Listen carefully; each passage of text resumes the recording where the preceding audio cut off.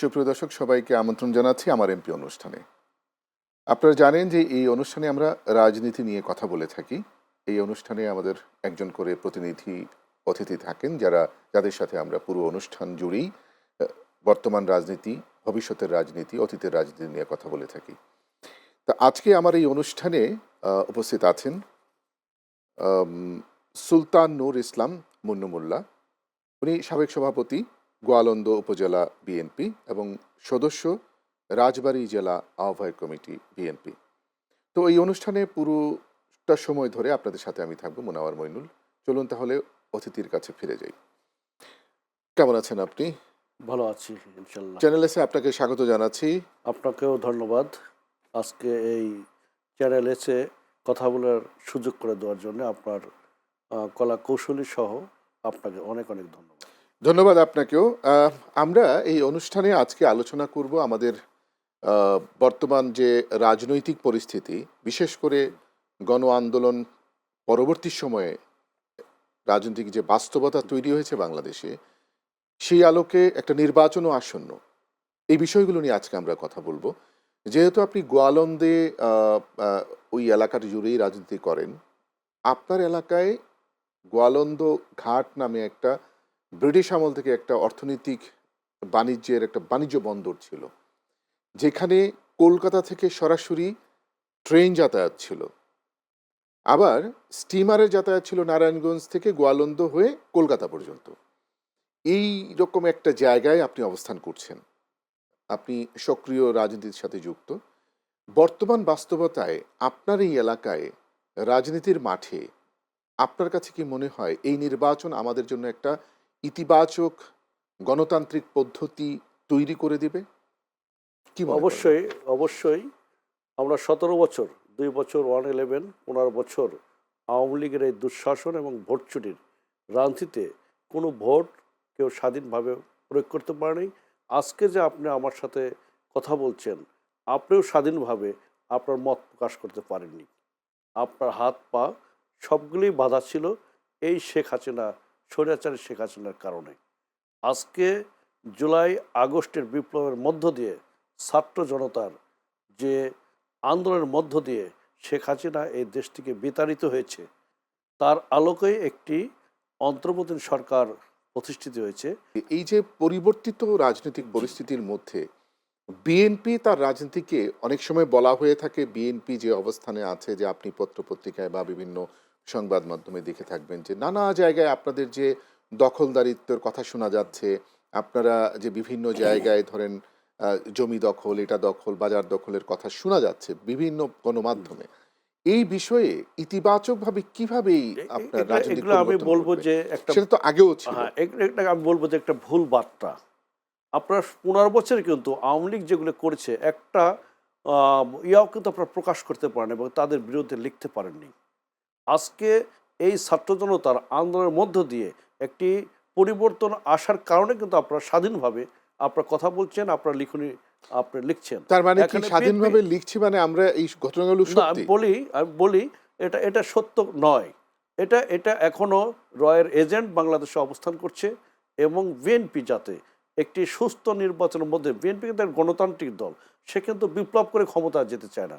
জনগণের সমর্থন নিয়ে, ভোট নিয়ে কিন্তু বিএনপি বারবার ক্ষমতায় গিয়েছে এবং বাংলাদেশের জন্য যতগুলি কার্যকরী পদক্ষেপ আপনার শহীদ প্রেসিডেন্ট জিয়াউর রহমান, আমার দলের প্রতিষ্ঠাতা, তিনি ক্ষমতায় আসার পরে আপনার যে সকল কার্যকরী নিয়েছে, তিনি বুঝেছিলেন যে ফারাক্কা বাঁধের কারণে এই বাংলাদেশ মরুভূমিতে রূপান্তরিত হবে। তিনি খাল খনন দিয়ে শুরু করেছেন। আপনার যে আরিচা, যেটা আমার ওই পারে আমাদের দৌলতদিয়া আর এই পারে আরিচা, তো তার একটা ছবি দেখবেন। তিনি সর্বপ্রথম আপনার ইরি ধানের যে চাষ, আপনার 1 বিঘা জমিতে যখন আগে ধান হতো মাত্র 5 মণ 6 মণ, সেখানে তিনি 50 মণ ধানের ফলনের ব্যবস্থা কিন্তু তিনি করেছেন এবং খাদ্য সংশোধন করেছেন। আচ্ছা, এইটা তো সত্যি কথা, কিন্তু আমরা এখন সাম্প্রতিক রাজনীতির যে অবস্থান, জি। ধরেন এই যে প্র্যাকটিস, রাজনৈতিক যে প্র্যাকটিস, সবাই ধরেন ক্ষমতায় যাওয়ার পরে একই অবস্থা তৈরি হয়, সেই জায়গাতে বেরটা হবো কিভাবে? না, এখন আমাদের এটা এটা একটা আমাদের বড়, ওয়েটা কোথায়? আমাদের বড় দুঃখের বিষয়, বেদনার বিষয় যে মানুষ তো আপনার এই 50-54 বছর পূর্বে আপনার এই শুধু ক্ষমতার রদবদল হবে এটার জন্য কিন্তু আপনার তারা স্বাধীনতা করেনি, তারা জীবন দেয়নি। 30 লক্ষ আপনার শহীদ হয়েছে, 3 লক্ষ মা বোনের সম্মানের মধ্য দিয়ে আপনার এই দেশ কিন্তু স্বাধীন হয়েছে। আজকে সেই রাজনৈতিক দলটি যারা স্বাধীনতার দাবি করে, সেই রাজনৈতিক দলটি বাংলাদেশে প্রথম থেকেই আপনার এই হত্যা, গুম এবং রাজনীতিকে আপনার কক্ষিগত করার জন্য সে কাজগুলি করেছে। তো একই কাজ যদি আবার একই কাজ পরবর্তীতে এখন হয়, পরবর্তীতে আমরা কখনোই না, যখনই এইগুলি বেড়াজালকে ভেঙে যখনই বিএনপি ক্ষমতা আসে, আমাদের পার্শ্ববর্তী যে রাষ্ট্র ভারত কখনোই সেটা মেনে নিতে চায় না যে আমরা স্বয়ংসম্পূর্ণভাবে আমরা দাঁড়াই, অর্থনৈতিকভাবে আমরা এখানে একটি অবস্থান তৈরি করি। আর সেটা কিন্তু বিএনপির দ্বারাই বারবার প্রমাণিত হয়েছে। সেটাকে তারা ভারত কখনোই মেনে নিতে চায় না।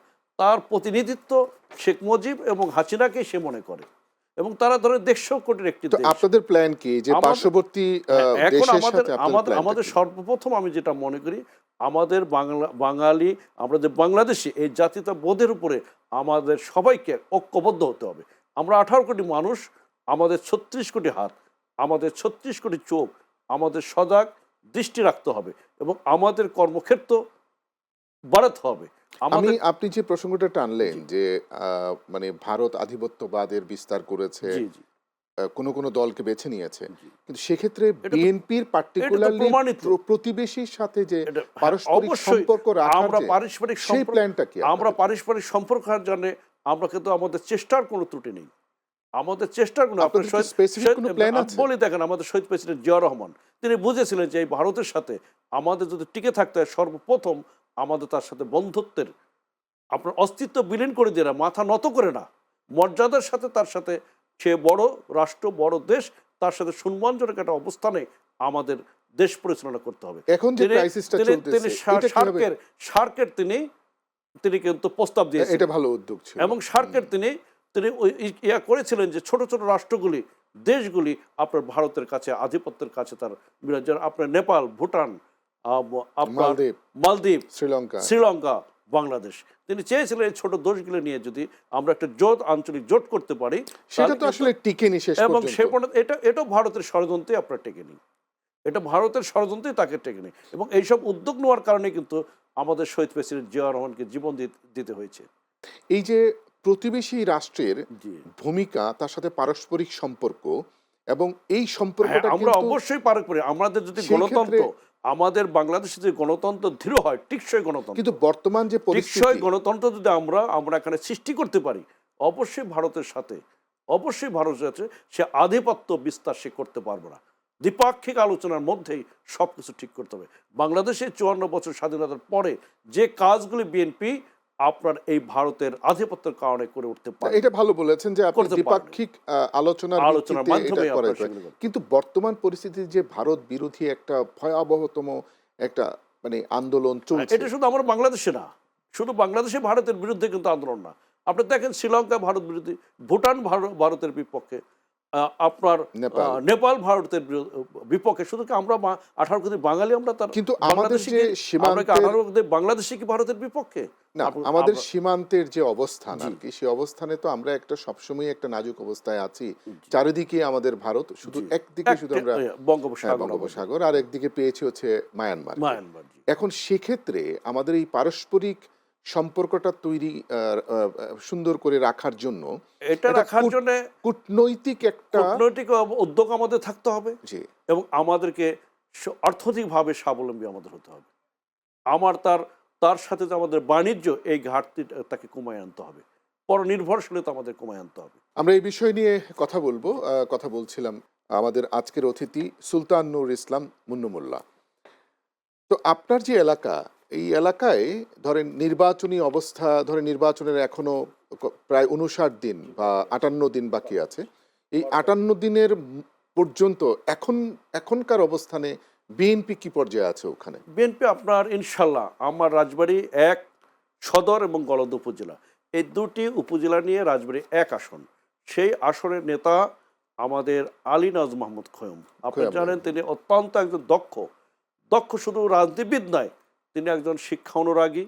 তার মাধ্যমে অনেক শিক্ষা প্রতিষ্ঠান আপনার রাজবাড়ী সদরে- এবারে উনি নির্বাচিত জি। হবেন আপনারা আশা ইনশাল্লাহ করছেন? অবশ্যই তাকে আমাদের নেতা তারেক রহমান সাহেব এবং স্থায়ী কমিটির যে নির্বাচনী বোর্ড আছে, তারেক রহমান সাহেব তার নির্দেশে আপনার তাকে মনোনয়ন দিয়েছে এবং একজন করে প্রার্থী সেখানে ঘোষণা করা হয়েছে এবার নির্বাচনে একজন প্রার্থী, এখানে কিন্তু 1 2 3 ইয়া করা হয়নি। আচ্ছা মুন্নু ভাই, আপনি কি একটু বলবেন কেন আপনাদেরকে এবার নির্বাচিত করবে জনগণ? মোটা দাগে কেন করবে? আপনার 17-15 বছর এই হাসিনা সরকার আপনার ভোট থেকে বিরত রেখেছে। দিনের ভোট রাতে, রাতের ভোট দিনে, যখন তার প্রয়োজন সেটাকে করেছে, অর্থনীতিকে ধ্বংস করে দিয়েছে।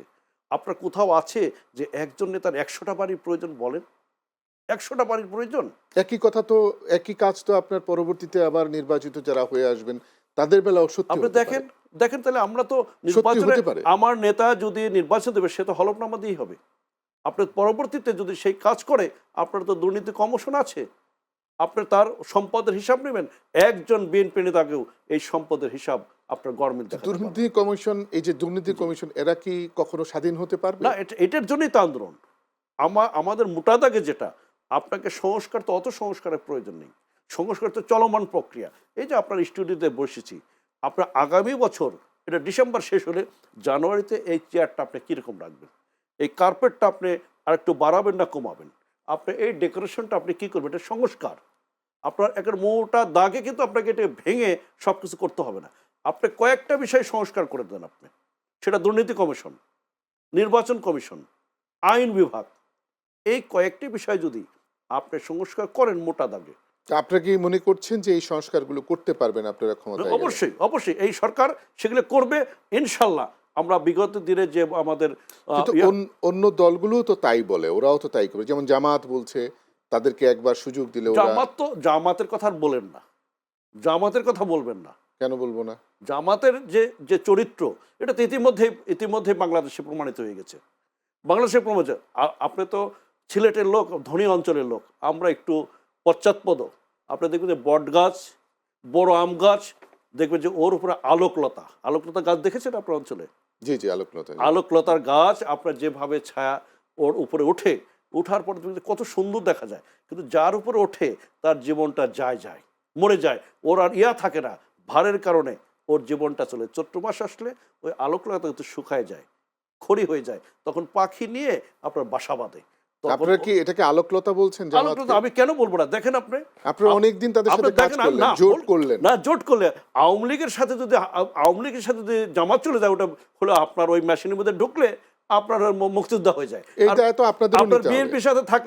বিএনপির সাথে থাকলে আপনার হলো আপনার ওটা হলো মৌলবাদী, আপনার হলো রাজাকার হয়ে যায়। তা আপনারা এত বছর জোট করার পরে কি আপনারা তাদেরকে আলোকলতা বলতে পারেন? আমাদের সাথে একবারই শুধু জোট হয়েছে তাদের। অনেক বছর আপনারা একসাথে ছিলেন। আমরা যুগপৎ আন্দোলন করতেই পারে। আজকে আপনি আমার দাবি আমি সরকারের আপনার ছিল, অংশীদার ছিল তারা। অংশীদার তো আপনার শেখ মুজিব কি বললো 71 থেকে 75 পর্যন্ত আপনার যে দলটি আপনার 30 লক্ষ মানুষকে হত্যা করলো, শহীদ করলো, তাদের সে এখনো স্বীকৃতি দেয় না। 30 লক্ষ শহীদ হয়নি, 3 লক্ষ মা বোনের সম্ভ্রম হানি হয়নি। আপনি জামাতের ইতিহাস দেখেন, বলেন তাদের মুক্ত আসলো। আপনি যে বললেন, দেখেন এখন সেখানে শেখ মুজিব কি বলল, আমি ওদেরকে ক্ষমা করে দিলাম, আমি আর ভেদাভেদ রাখতে চাই না, ক্ষমা করে দিলাম। সে আমি ভাষাটা কি বলবো, সেই আলোকেই দেখেন জামাত এই 5 আগস্টের পরে সে কি বলল, আমরা হানাহানির রাজনীতি করি না, আমরা আওয়ামী লীগের বন্ধুদেরকে আমরা ক্ষমা করে দিলাম। কি কত সুন্দর আপনার সম্পৃক্ততা। আপনি কি মনে করেন যে মানে শেখ মুজিবুর রহমান ক্ষমা করে দিয়েই তো আপনার এই জামাতের আজকে সেখানে সেটাকে আপনারা কি ক্ষমা করেছেন? হ্যাঁ, আপনারা কি ক্ষমা করেছেন? আপনাদের জাতির পিতা দাবি করে স্বাধীনতার পরে তিনি ক্ষমা করে দিলেন। আমাদের দায়টা তো আমাদের দায়টা তো অত বড় দায় না, আমাদের অত বড় দায় না। বিএনপি কত সালে প্রতিষ্ঠিত? তার মানে আপনার ভাষা অনুযায়ী বরঞ্চ বিএনপি যে কাজটা করেছে, আমাদের নেতা শহীদ প্রেসিডেন্ট জিয়াউর রহমান, তিনি বহুদলীয় গণতন্ত্রকে তিনি সৃষ্টি করেছেন।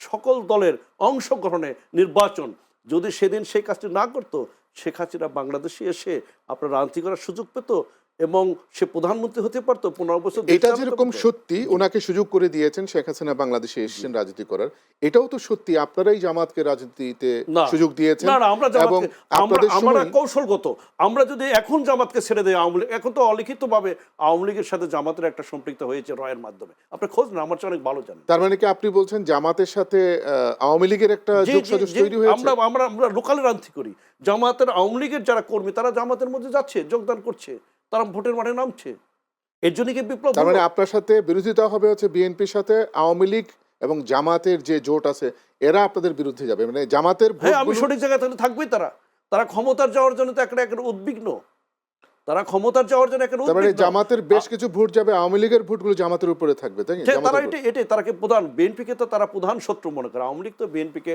প্রধান রাজনীতির প্রধান শত্রু মনে করে, সেক্ষেত্রে এবং তারা এবার- মনে করে যে এই বিএনপির কারণেই তার পতন হয়েছে, এটা আছে না। রাইট, শোনো, সেক্ষেত্রে আপনারা কি এই যে ধরেন জামাত, আপনার ভাষায় আপনার জামাত যদি জোট করে থাকে আপনার ইয়ের সাথে অলিখিতভাবে জি, জোট জি, করে থাকে জি, আওয়ামী লীগের সাথে, যারা এখন নিষিদ্ধ তাদের রাজনৈতিক কার্যক্রম, জি জি, তো সেক্ষেত্রে আপনারা কি নির্বাচনের বৈতরণী পার হতে পারবেন? হ্যাঁ, অবশ্যই অবশ্যই অবশ্যই।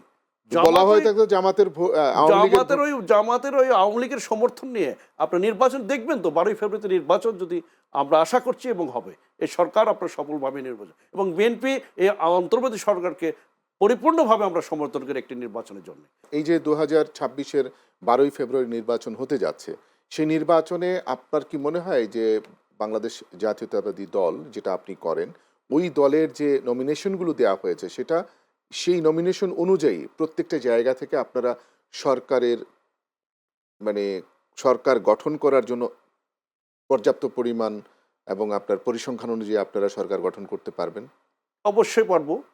আমার নেতা দেখবে যে আমার দলের প্রতিষ্ঠাতা শহীদ প্রেসিডেন্ট জিয়াউর রহমান 19 দফা দিয়েছিলেন, সেটাকে আমার স্থায়ী কমিটি সহ অন্য অন্য রাজনৈতিক সমমনা বিশেষজ্ঞদের সাথে বাংলাদেশের কি কি সমস্যা, কোথায় কোন ওয়াটা, সেগুলি আলোচনা করে 31 দফা আমার ভাইস চেয়ারম্যান জনাব তারেক রহমান সাহেব সেটা দিয়েছে, এবং এটা ব্যাপকভাবে মানুষ এটাকে সমর্থন করেছে।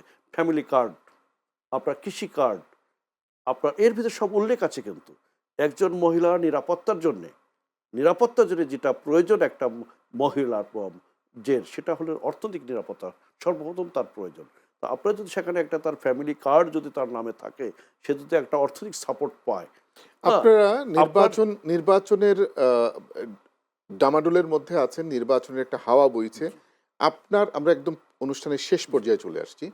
আপনি একজন জাতীয়তাবাদী দল বিএনপির একজন সক্রিয় কর্মী নেতা, আপনি আপনার জায়গা থেকে যে যে মানুষকে বলবেন এই ভোটের মাঠে, কি বলবেন একটু সংক্ষেপে যদি বলেন। সংক্ষেপে আমার নেত্রী, যেটা আমার প্রথমেই বলা উচিত ছিল, গণতন্ত্রের মাতা, যেটাই আপনি বলেন, আল্লাহ তাআলাকে সুস্থ করুক, তিনি বেঁচে থাকুক, এবং এই নির্বাচনে একটি সুষ্ঠু সুন্দর নির্বাচন জন্য তার বেঁচে থাকা অত্যন্ত প্রয়োজন বাংলাদেশের মাটিতে। আল্লাহ তাআলা তাকে, আমার মনে হয় যে তিনি তাকে সেই হায়াত দান করবেন।